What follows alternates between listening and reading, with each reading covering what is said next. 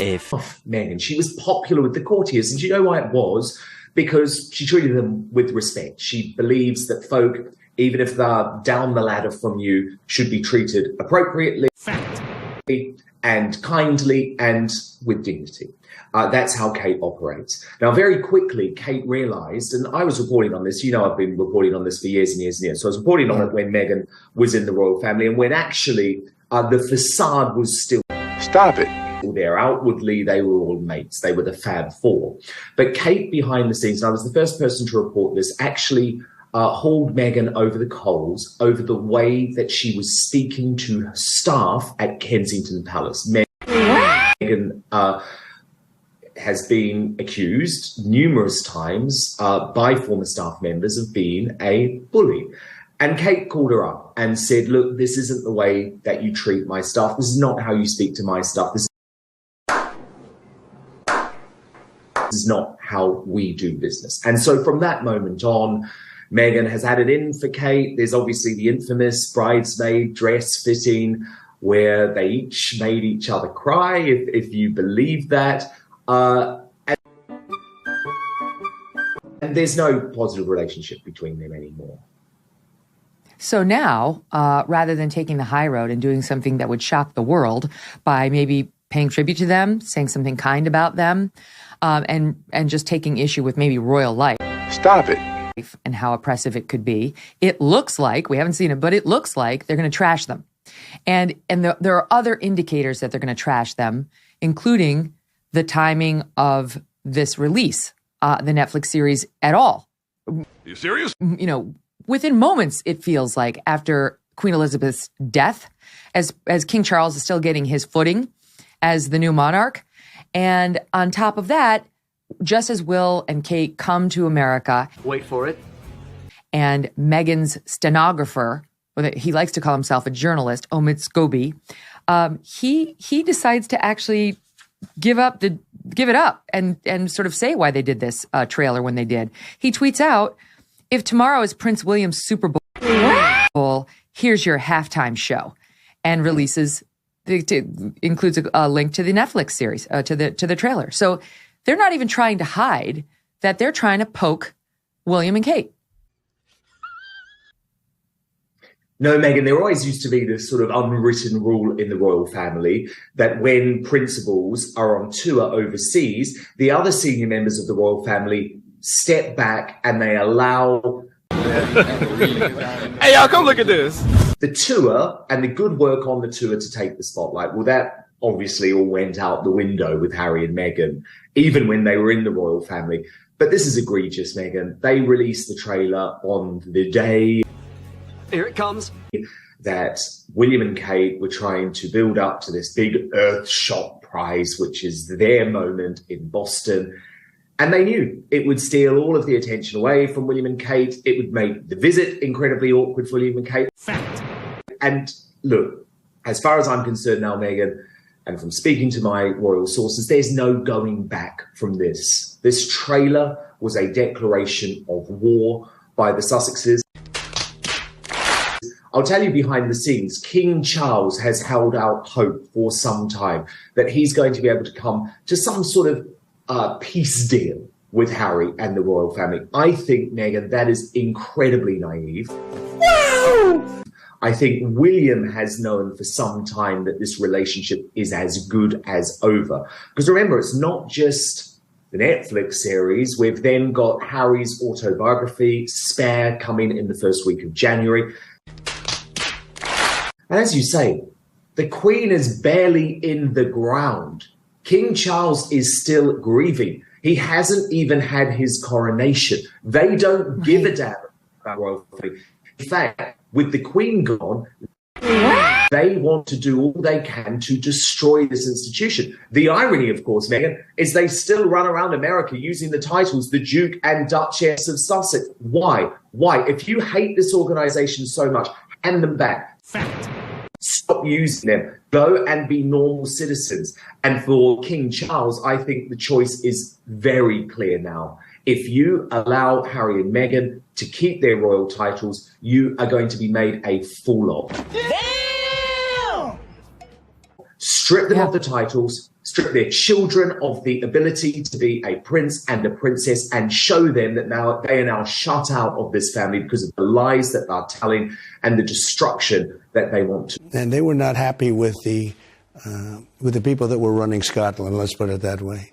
They said, run for First Minister, sir, run for First Minister. That doesn't make sense. One of about 20 massive scoops from that fascinating sit-down. So to react now, I'm delighted to be joined by the man behind the extraordinary exclusive interview, Nigel Farage, live from Scotland. And also senior advisor to Trump's presidential campaign, Jason Miller. So look, Nigel, we've got lots to unpick here, but can we start with Scotland? Because obviously this is a huge scandal. What's going on in Scotland at the moment. Most of the mainstream media in the UK seem to want to ignore what's going on. So it's very significant, isn't it, to see Trump talking in this way about the failed regime of Nicola Sturgeon. Well, look, I mean, 3 weeks ago we had Sleepy Joe spending 4 days in Ireland because his great-great-grandparents left there in 1840. But hey, I'm Irish, despite the fact Biden's an English name and he's got relations in Surrey. Donald Trump has a lot more Scotland in him than Joe Biden has Ireland in him. Fact. He clearly admired and loved his mother, Mary MacLeod, hugely. She was a West Coaster, of course, Western Isles. And that was why Turnberry was the most appropriate place, I thought, to meet him. Okay, I'm listening. You have my attention. He cares a lot about Scotland. This is the first American president, possibly in decades, that really cares about the relationship with the UK. And it's there within him at an emotional level. Make no mistake about any of that. So that was a lie. I thought what he said about Sturgeon was interesting. Basically, what he's saying is that her actions were against the interests of Scotland. Okay. That Scotland became a place that rather than put money into, people took money out of. That was said with great, great passion. He was fairly neutral about the new First Minister, but then he doesn't really know him very well. I did remind him of one or two of the quotes. But no, I thought the stuff he said on Scotland was very powerful, very interesting. And let me tell you. Okay, I'm listening. You have my attention. This Turnberry Hotel, Golf and Spa Complex, in the height of season, employs 500 well-paid people. Without it, goodness know where this coastline would be. So, this is really important stuff. Okay. And the idea that a First Minister wouldn't encourage someone like Donald Trump to invest, rather want to have a fight with him the whole time, I thought he highlighted that pretty well. I know, it's a brilliant hotel, Turnberry. And Jason Miller. So that was a lie. You can see Trump's passion for the nation, but it is shocking when you think Sturgeon never made any attempt to build a relationship with him because of his politics, despite the huge investment he makes into Scotland. Wait for it. Here it comes. No, Dean, you're exactly right. And we have a phrase here in the U.S. that everything woke turns to, well, I'll say rubbish so Ofcom doesn't smack down our good friends at GB News.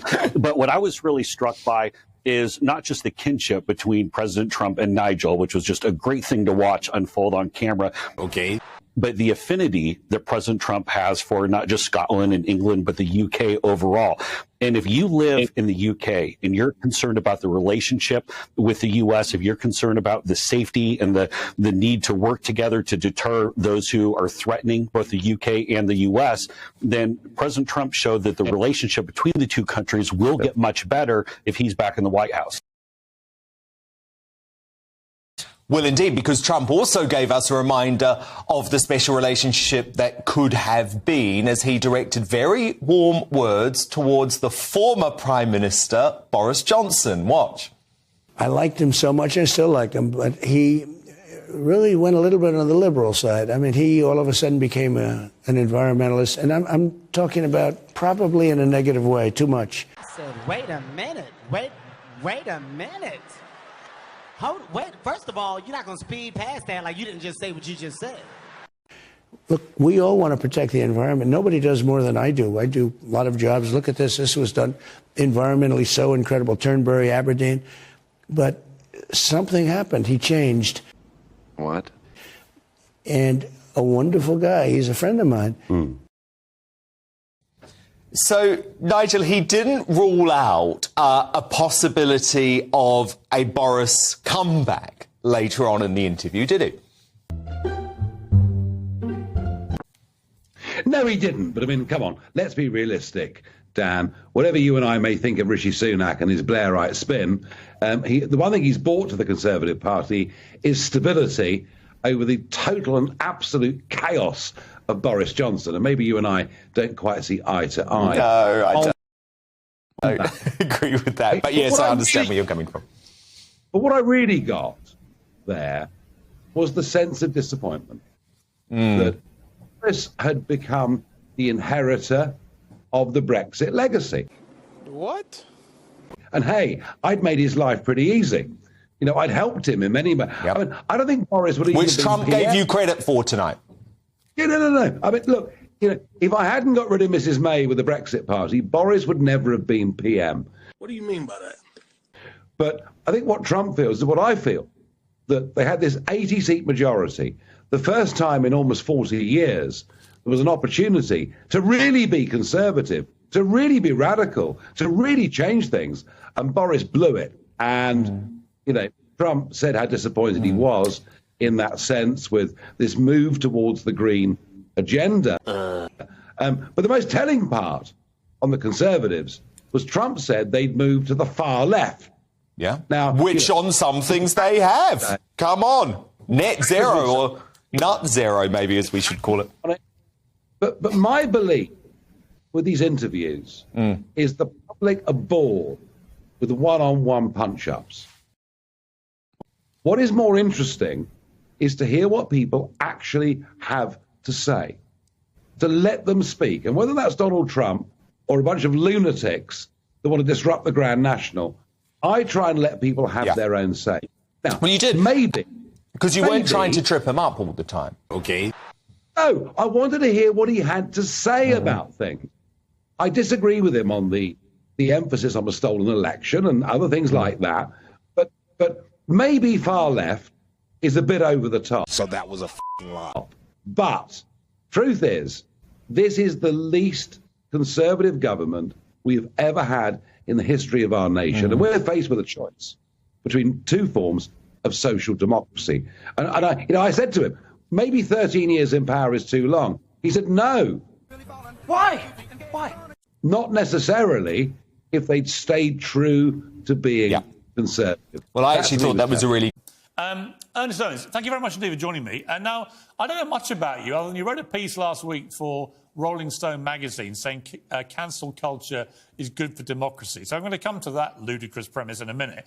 Okay. But I also remember you tweeting when I left Good Morning Britain, a series of tweets calling me a racist, including enjoying how folks keep getting Piers Morgan together for his racist tirades against Meghan Markle on Good Morning Britain. I was just curious, could you remember a single racist thing that I said about her, or have ever said about her? Wait for it. Well, thank you for having me on, Pierce. I was surprised when I found out I would be on your show. We're an uncensored show, Ernest. We take all types on here. Well, all types. Well, there you go. But I think really a lot of it just seemed to be biased. I think that you was really just harsh on the Duchess of Sussex. And I think there was a little bit of bias in the way that you had really gone after her. Yeah, but Ernest, to be clear, I didn't ask you about that. I just said, what were the racist tirades? You better answer the fucking question. What racist thing have I ever said about Meghan Markle? I'm curious. You tweeted quite a few times that I was a racist. I'm just curious, what was the racism? I said your remarks. I said your remarks was racist. I didn't say verbatim. What were the remarks that were racist? You can do it. I think that it's biased. I think that you had a sense of bias of how you were speaking about her and how you was really being insensitive to her mental health and how you were denying a lot of her concerns. Being biased or sceptical of some of her claims is not the same as being racist. Are you serious? What was the thing I said that was racist? I never. Hold on. do you want the person of color to speak, or do you want to just talk over me? Nothing to do with your skin colour, Ernest. Is... Sorry, nothing to do with your skin colour. I don't care if you're black or white or anything else. I just want you to try and tell me, given you tweeted to your many followers repeatedly. Are you going to let me talk? By the way, repeatedly, you did this repeatedly. You have called me a racist repeatedly. For racist things I've said about Meghan Markle. I said you made racist remarks. I did not call you a racist. To stand by what you tweeted. What was it I said about Meghan Markle? I am. Would you let me talk? Ever that's been racist? Stop it. Are you going to let me talk, or are you just going to overtalk me? Just answer the question. Stop asking different questions. That's microaggression. You're asking a black person to explain how what you did could be perceived as racist, and rather than let me finish talking, you're over-talking me and being highly defensive. Am I being racist so I feel again, like a hit dog is hollering right now. Am I being racist again? You're being dismissive. Can I actually talk? Or Maybe because you're not answering the question, what's the point of you on the show? Okay, so can I answer the question? Yes, here? Nice. Can, please do. Okay, thank you. Okay. So your targeting of Meghan Markle's mental health, gaslighting her specifically, calling to question the legitimacy of her claims about the royal family being racist, you dismissing those claims, you consistently having a sense of badgering her and targeting her, it's felt like on my end that there was some racial bias there. Now, you may feel like it's not. Maybe it's sexism. Maybe it's misogynoir. Maybe it's a combination of both her gender and her race. No! God, please! But it was...